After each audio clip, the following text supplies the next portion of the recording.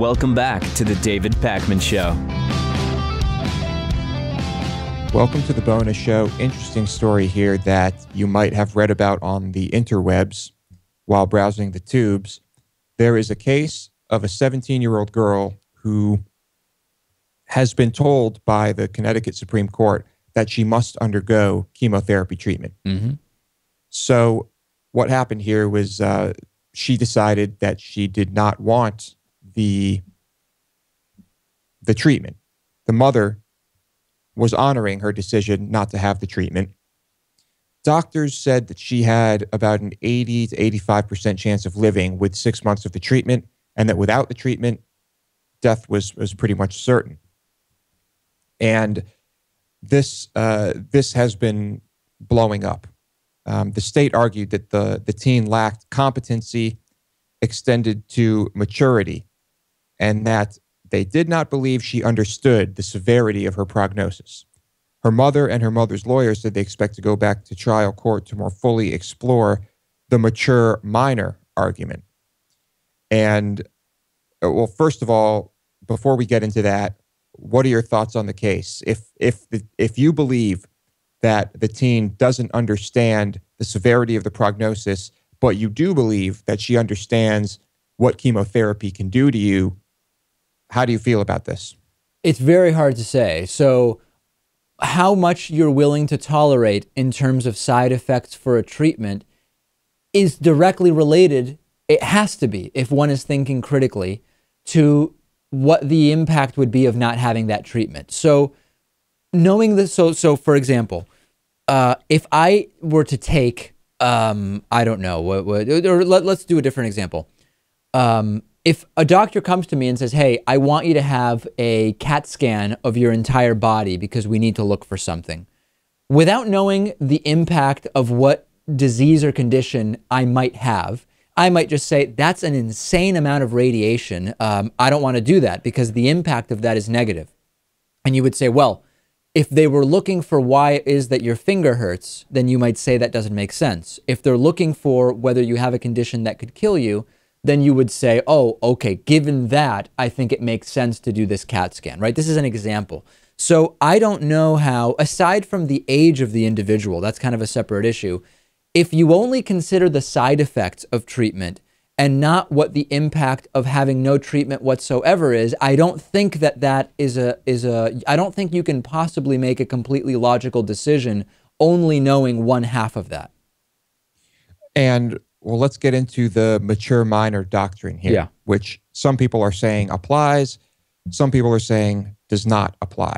The doctrine permits a minor who exhibits the maturity of an adult to make decisions reserved for those who attained the age of majority, 18, which I guess she turns 18 in September. So there are people here on both sides of this who think that should apply and that should not apply. And I'm kind of torn on this. I mean, I think, Lewis, we would both feel very differently if this individual, if you're under 18, you're under 18, right? There's kind of a binary thing. You either are 18 or you're not. And this is an individual who is not 18.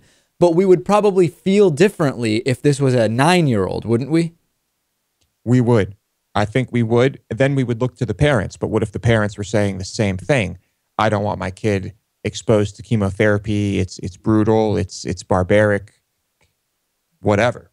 So something else, though, that I think is interesting here was that even with the treatment, her doctors are saying that there's only, no, you know what?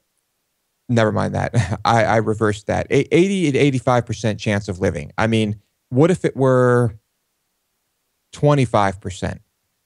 Would there be more legitimacy to her not wanting to go through chemotherapy? There may be, but remember that the argument is she doesn't understand what the possible outcomes are of not having the chemotherapy. So while it would be different to us if it was a 20 or 85% chance of survival, what you read earlier suggests that she is merely focused on the side effects and not the potential impact on extending her life. So yeah, I think it's relevant. I don't know that it's being taken into consideration by this individual. Very tough situation. Very interesting situation. I'm sure many libertarians are actively following this story, and people who are all about personal freedoms this, that, and the other thing. So we'll have to keep our eyes on it. But the court has ruled that the teen must undergo the treatment. We will see what happens. What will be the story if she dies because she ends up not having to go through with the chemotherapy? I mean, it will not be a faith healing story because that is not the angle. So I think that it will, I don't know how it will be treated. We'll have to see, and hopefully it doesn't come to that, of course. Crazy stuff. Here's a story on selfies. I've never taken a selfie. David, have you ever taken a selfie? The other day, I was walking around in Manhattan and somebody came up to me and recognized me from the show and they took a selfie. So in other words, I was in the picture, but I didn't take it myself. Doesn't count. So you've never taken a selfie? I probably have, maybe on a trip sometime or something like that. All right. Well, I hate you now. But I have never taken a selfie. And I'm very proud of that. There's a study here that I think is kind of ridiculous, but I'm going to talk about it nevertheless, that says men who regularly posted photos of themselves online scored higher on a measure for narcissism, obviously, and psychopathy. Now, hold on.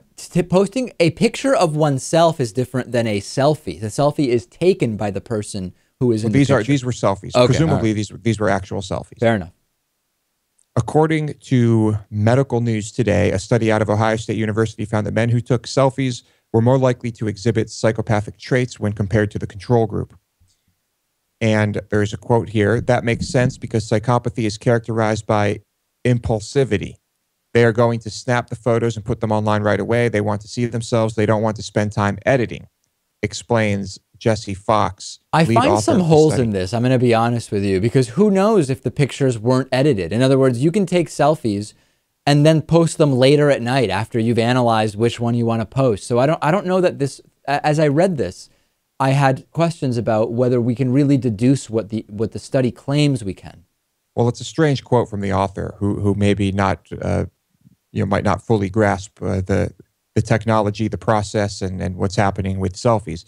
But the study included 800 men between 18 and 40.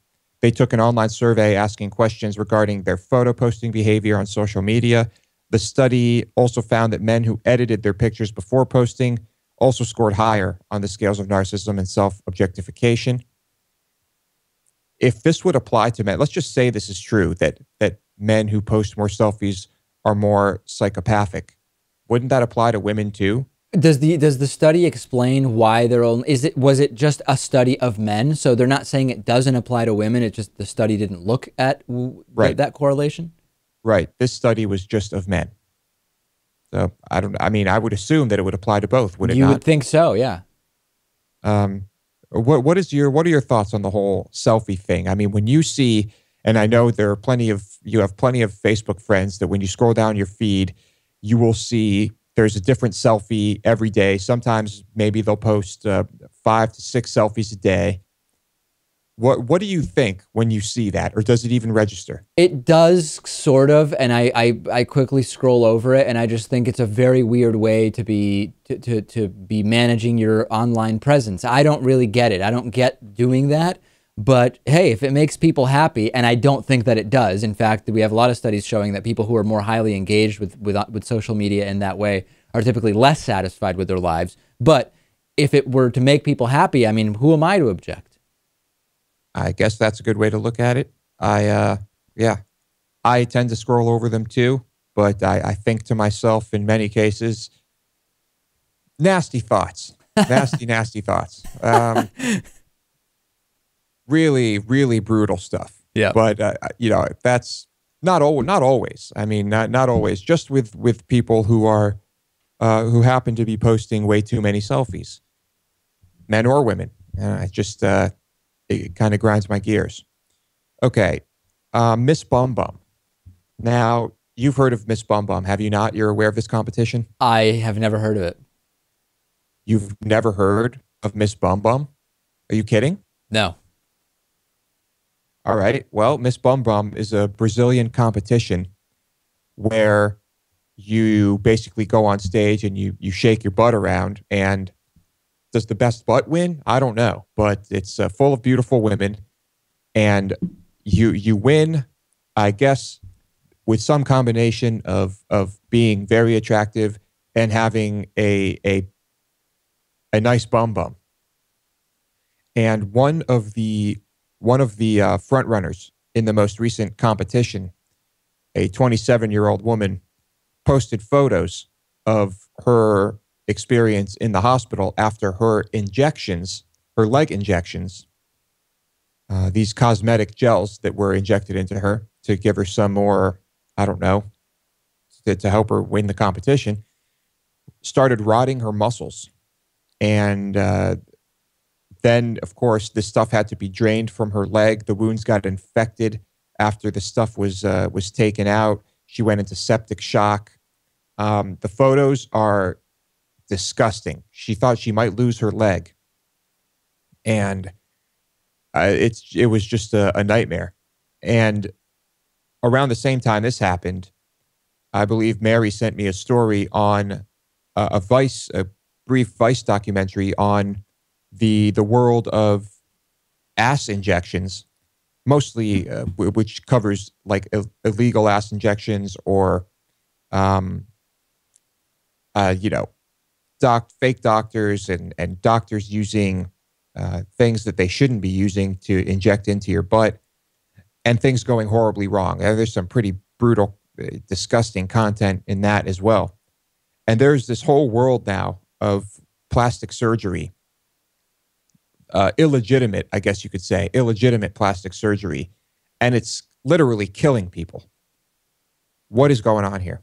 Yeah, I mean, I don't know. I don't want to be critical of anybody, but I don't understand the mental state of someone who is so desperate for plastic surgery type procedures that they can't afford, that they would go to kind of a back room or unlicensed plastic surgeon. And I understand that there are some people who pretend to have licenses and you might not realize that they don't. But again, and I know that people may not be aware of this, if I were ever to even go get a consultation at a plastic surgeon, the first thing I would do is go to the board of plastic surgery, either federally or I don't know if it's state by state, and look only at individuals that the board lists as certified. I wouldn't even go to the plastic surgeon's website and take their word that they're certified, because they could just say they are. I would check the database before doing anything else. And the idea of just having some random person perform these procedures on you seems insane to me. Although I understand there are people who may have a combination of an incredibly strong desire to have a procedure done and the lack of resources to pay what it would cost at a legitimate place. And that's a very sad set of circumstances. I could see someone being bamboozled by one of these false practitioners into thinking that the procedure is safe and that they know what they're doing.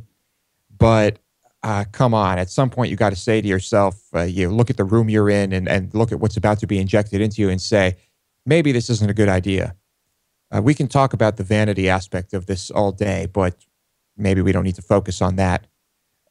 Brazil overtook the U.S. in 2013 to become the most prolific plastic surgery nation in the world. 1.5 million procedures were performed in the country in just 2 years. These included 226,000 breast enlargements, 64,000 buttock augmentations, a fifth of all of them in the world.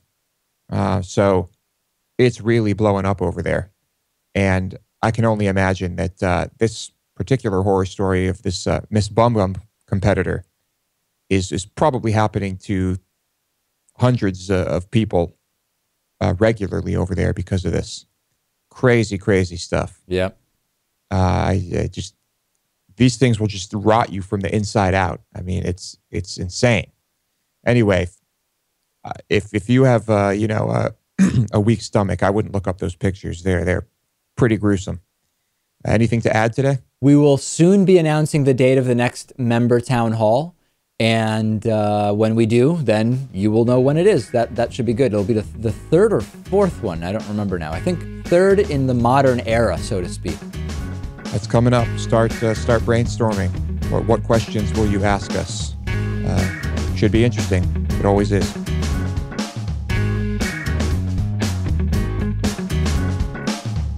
The David Pakman Show at davidpakman.com.